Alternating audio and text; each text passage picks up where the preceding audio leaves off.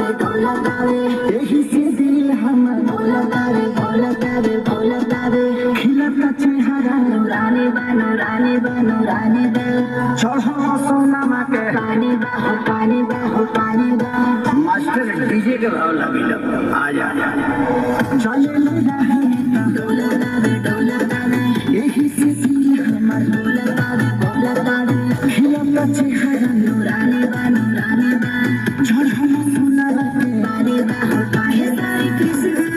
खेसारी कृष्णा के चूजा पानी बुखारा पूजा भइल खाना किने बुखारा पूजा भइल खाना किने बुखारा पूजा भइल हरि खाना हो मास्टर निर्गुणों के भाव लगा दी का ना बे आसवा है दे